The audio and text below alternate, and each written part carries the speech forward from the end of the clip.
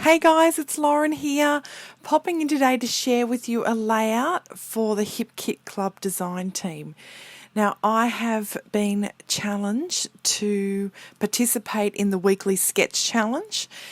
Now, this was really interesting for me because I actually designed this sketch, and in hindsight, I thought a sneaky way to do it would be create the layout, then design the sketch.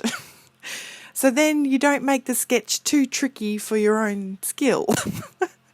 So as you will soon see here, I set about trying to do a day in the life sketch challenge. You know, thinking about my own sketch, but also thinking. I took lots of photos that day, but I didn't put many spots for photos on the sketch.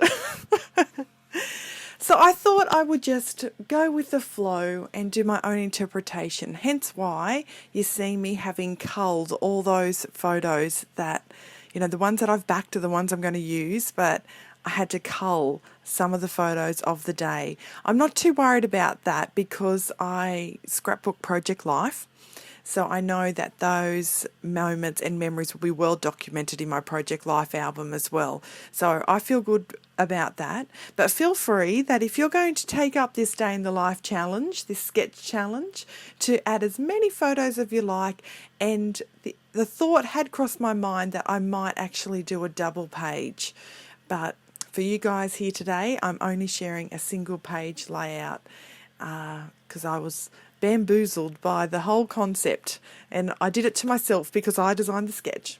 But anyway, so as you can see here, I've got a beautiful base page here, which is from the Heidi Swap Colour Fresh collection, and then I'm incorporating elements from the new Maggie Holmes Crate Paper Sunny Days collection.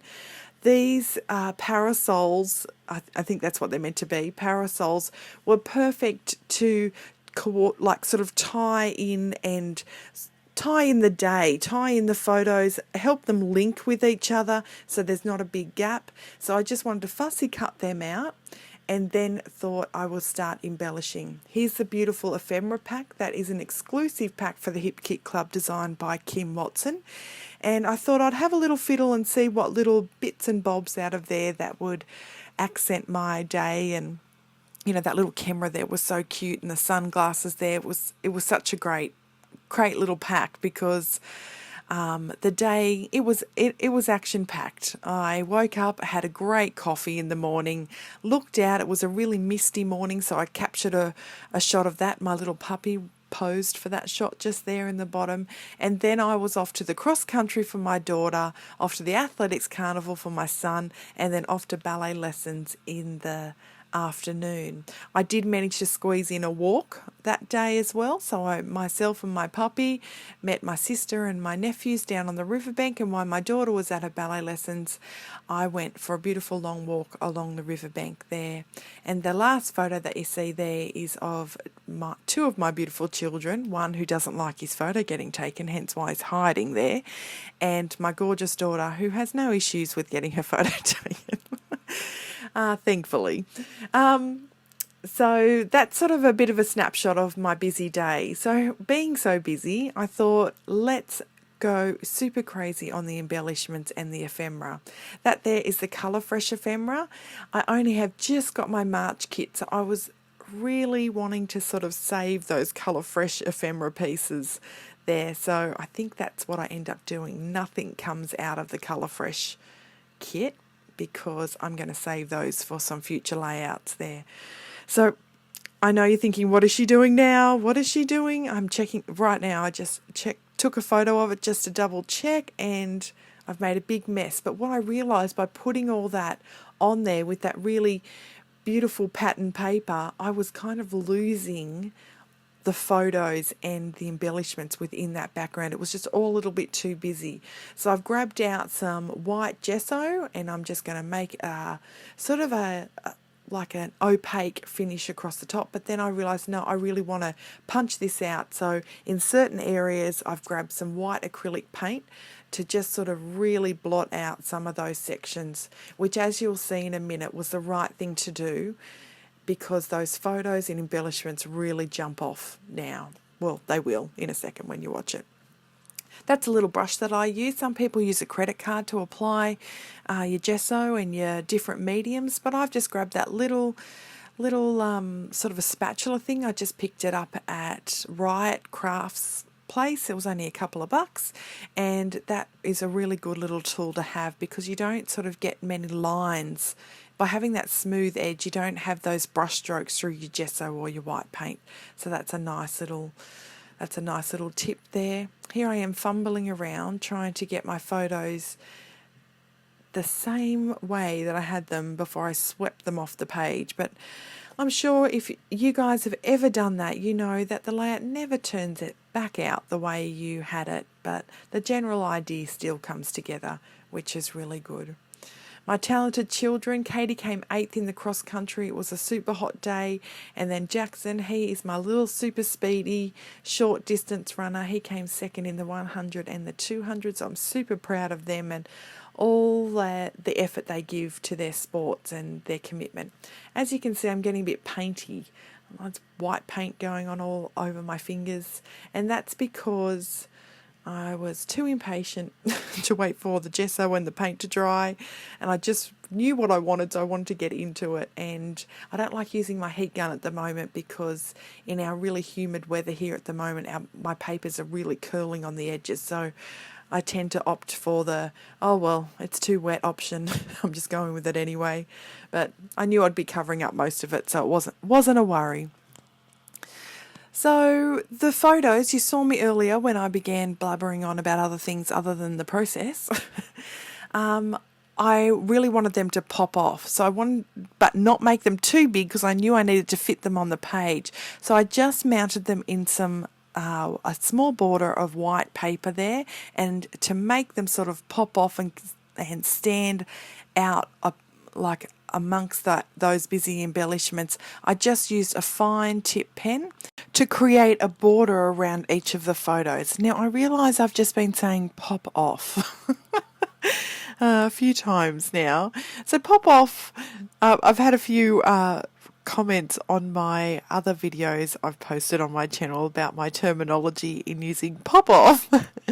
But I just really want to highlight them and make them stand out from off the page there, not literally pop off. Anyway, so as you can see, I'm just playing around here with the embellishments, and this has been a really fun layout to put together. I really haven't overthought it. I'm just playing around.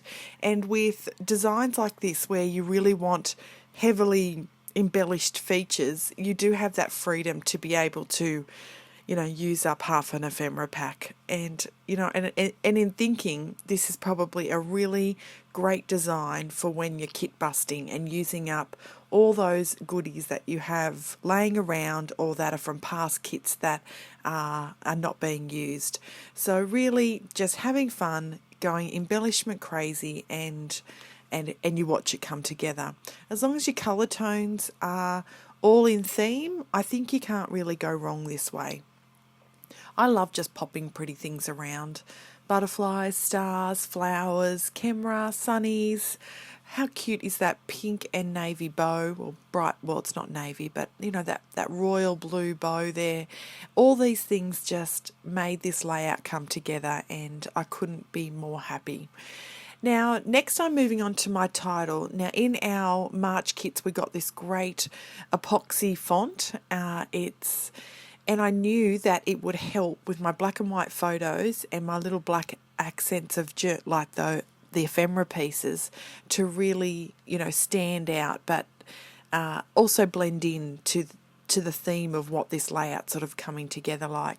Now, when I'm doing multiple words in a heading, I often do this little trick just to make sure it's going to fit in the space that I want it to fit in.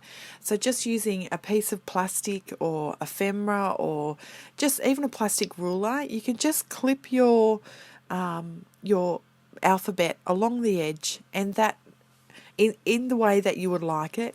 And then you can sort of just run it along, and then you know it's going to fit. You know you've spelt all the words correctly, and it will look just the way you had hoped it would look. And so there you go. I've got that in that perfect position by doing that in the center of my layout there, and I'm starting to think about adding those extra little black spots here and there. We also got some beautiful gold doodlebug washi tape in this month's kit. I just wanted to add a little bit of, I just wanted to play with it really. And so I squeezed a bit in there, top and bottom, which sort of bordered that run of embellishment and photos there. It did look nice where it was sort of running off the page, and it did sort of feel as though the day was continuing by me not bordering that. But I thought just by adding those little bits of gold there that it sort of came together a little bit more. When I saw this beautiful pink and black flower there, I knew that it had to be incorporated into my title. I just sat it there and I thought, yes, that's absolutely perfect. And at this point, I was really just having fun, using as many embellishments as I wanted, and sort of making this really pretty fun layout, really. That's all I was trying to do. I'm also thinking about my journaling and sort of how am I going to journal but not take away from that sort of concept that I'm working with with that run down the page.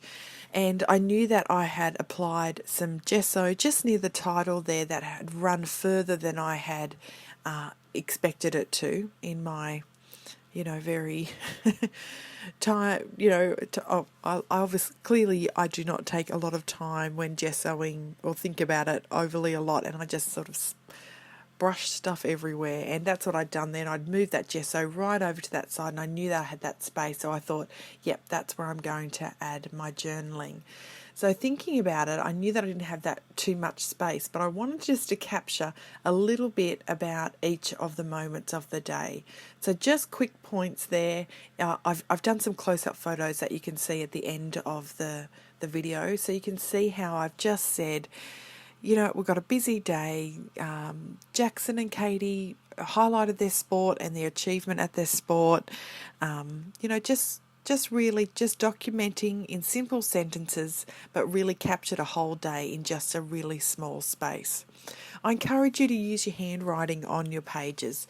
Not only does it add that sort of, homemade feel, but it's also lovely that in years to come, when your family, your children are having a flick through your albums, they can actually see what your handwriting's like.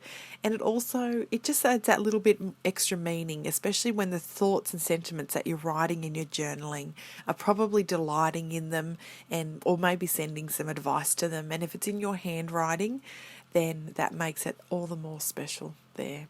So as you can see, I'm just checking the date out there on my phone just to make sure I had the right date, because I'd taken these photos a few days before, and I find in my busy life days merge together.